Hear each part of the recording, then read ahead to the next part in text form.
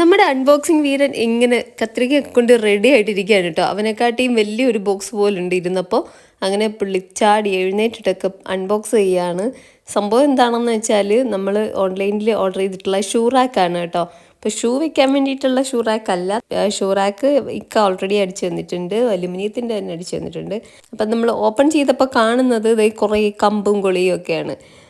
പിന്നെ ഒരു ഷീറ്റും. ഇത് എവിടെ തുടങ്ങണം എങ്ങനെ തുടങ്ങണമെന്ന് അറിയാതെ റിസ്മോനും ഹിബൂസും ആലോചിച്ചിരിക്കുകയായിരുന്നു കേട്ടോ. അപ്പം ഞാൻ പൂർണ്ണമായിട്ടും അവർക്ക് വിട്ടുകൊടുത്തു. അവർ സ്വന്തമായിട്ട് കണ്ടുപിടിച്ച് ചെയ്യട്ടെ എന്ന് വിചാരിച്ചു. അപ്പം അവർ രണ്ടുപേരും ഇൻസ്ട്രക്ഷനൊക്കെ നോക്കിയിട്ട് കുറേശ്ശെ എങ്ങനെ ചെയ്യണം. ഹിബൂസ് പഠിച്ചുകൊണ്ടിരിക്കുകയായിരുന്നു കേട്ടോ. എക്സാം ആണ് നാളെ. പഠിച്ചുകൊണ്ടിരുന്നതിൻ്റെ ഇടയിൽ കൂടെയാണ് അൺബോക്സിങ് ചെയ്യുന്നത്. അപ്പോൾ അവൾക്ക് തീരെ സമാധാനമില്ല. അതുകൊണ്ട് തന്നെ അവൾ കൂടെ വന്നിട്ട് ചെയ്യുകയാണ് കേട്ടോ. അപ്പം 2-3 സ്റ്റിക്കൊക്കെ എടുത്ത് ജോയിൻ ചെയ്ത് ഒരു ലെയറൊക്കെ തയ്യാറായി കഴിഞ്ഞപ്പോഴാണ് അവർക്ക് മനസ്സിലായതില്ല കേട്ടോ. ഞാൻ പറഞ്ഞു കൊടുത്തു. ലാസ്റ്റ് പിള്ളേർ ഒരു തരത്തിലും അടുക്കുന്നില്ല എന്ന് കണ്ടപ്പോൾ പിന്നെ ഞാൻ പറഞ്ഞു, ഈ ഷീറ്റ് വെച്ചിട്ടാണ്, ഈ ഷീറ്റിൻ്റെ ഇടയിൽ കൂടെ ഇൻസേർട്ട് ചെയ്യാനായിട്ട് ഹോൾ കൊടുത്തിട്ടുണ്ട്. അപ്പോൾ അതിലൂടെ ആ സ്റ്റിക്ക് ഇൻസേർട്ട് ചെയ്തിട്ടാണ് നമുക്കിത് തയ്യാറാക്കേണ്ടതെന്ന്. സ്റ്റിക്സ് തന്നിട്ടുള്ളത് പല നീളത്തിലുള്ളതായിരുന്നു. അപ്പോൾ ഏതാണ് എവിടെയാണ് കൊടുക്കേണ്ടതെന്നൊക്കെ കുറച്ചൊന്നും ആലോചിക്കേണ്ടി വന്നു. എന്നാലും സാരമില്ല, കുറച്ച് തന്നെ കണ്ടുപിടിക്കട്ടെ എന്ന് ഞാൻ വിചാരിച്ചു. കുട്ടികളല്ലേ, അവർക്ക് ബ്രെയിനൊക്കെ ഡെവലപ്പ് ചെയ്യേണ്ട ടൈമല്ലേ, അപ്പം അവർ തന്നെ ചെയ്യട്ടെ എന്ന് വിചാരിച്ചു കേട്ടോ. നമ്മൾ അതിൻ്റെ അകത്ത് ഇൻ്റർഫിയർ ചെയ്ത് കുഞ്ഞുങ്ങളെ ചിന്താശേഷിയെ നഷ്ടപ്പെടുത്തണ്ടെന്ന് കരുതി.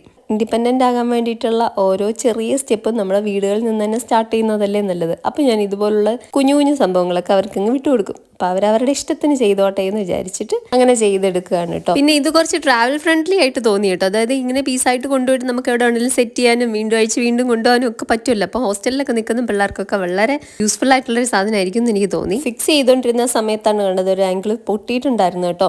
ബാക്ക്ഗ്രൗണ്ടും വൈറ്റ് ആയതുകൊണ്ട് അത് കാണാൻ പറ്റത്തില്ല. അപ്പോൾ അതേ കൈ കെട്ടിയിട്ട് നോക്കുമ്പോഴാണ് അറിയുന്നത് ഇങ്ങനെ നന്നായിട്ട് പൊട്ടിയിട്ടുണ്ടായിരുന്നു. അപ്പോൾ അൺബോക്സിങ് ചെയ്തുകൊണ്ടിരുന്ന വൈകുന്നേരമാണ് കേട്ടോ. അപ്പം ആകാശം നല്ല ഭംഗിയുണ്ട് എന്നും പറഞ്ഞിട്ട് ഹിബൂസ് എന്നോട് അതും കൂടെ വീഡിയോ എടുക്കാൻ പറഞ്ഞു. അപ്പോൾ അതാണ് കേട്ടോ ആകാശമൊക്കെ എടുത്തിരിക്കുന്നത്. എന്നോട് കുറേ പേര് പറഞ്ഞിട്ടുണ്ടായിരുന്നു ഈ ഓൺലൈനിൽ വാങ്ങിയ സാധനങ്ങളുടെ വീഡിയോസ് ഇടുമ്പോൾ അതിൻ്റെ വിലയും കൂടെ ഒന്ന് മെൻഷൻ ചെയ്യണമെന്ന്. അതുകൊണ്ട് തന്നെ നമ്മൾ ഈ ഒരു പ്രോഡക്റ്റിൻ്റെ പ്രൈസ് ഡിസ്ക്രിപ്ഷനിൽ കൊടുക്കുന്നുണ്ട് കേട്ടോ.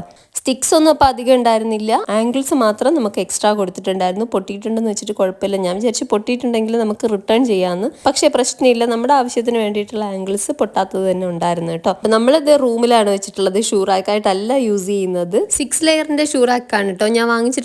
ശരിക്കും ഇതിൽ 7 ലെയേഴ്സ് ആ ഒരു സ്റ്റിക്സ് കൊടുത്തിട്ടുണ്ട്. എങ്കിൽ മാത്രമല്ലേ അതിൻ്റെ ഒരു ഔട്ടർ കവർ സ്റ്റേബിൾ ആയിട്ട് നിൽക്കുള്ളൂ. അതുകൊണ്ട് നമ്മൾ അത്യാവശ്യം റൂമിലെ കുറച്ച് സാധനങ്ങളും ഒക്കെ വെക്കാൻ വേണ്ടിയിട്ടാണ്. അത്യാവശ്യം വെയിറ്റ് ഒക്കെ താങ്ങും കേട്ടോ. ഓവർ വെയിറ്റ് ഒന്നും താങ്ങത്തില്ല എന്നുള്ളതേ ഉള്ളൂ. എങ്കിലും കുഴപ്പമില്ലാതെ ഇതൊക്കെ അടിപൊളിയായിട്ട് ഇരിക്കും. ഷെൽഫൊക്കെ അടിക്കാൻ വേണ്ടിയിട്ട് ഒരുപാട് ക്യാഷ് ഒക്കെ ചിലവാകുന്ന ഈ കാലത്ത് ഇത്രയും കുറഞ്ഞ പൈസയ്ക്ക് ഈ ഒരു സാധനം കിട്ടുന്നത് ഭയങ്കര ഉപകാരമായിട്ട് തോന്നി കേട്ടോ. അപ്പം നിങ്ങൾക്ക് എങ്ങനെ ഇഷ്ടമായോ?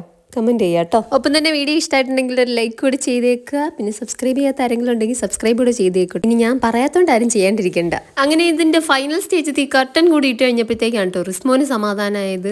ഇങ്ങനെയുണ്ടോ ഒരു അൺബോക്സിംഗ് ക്രേസിനെസ്?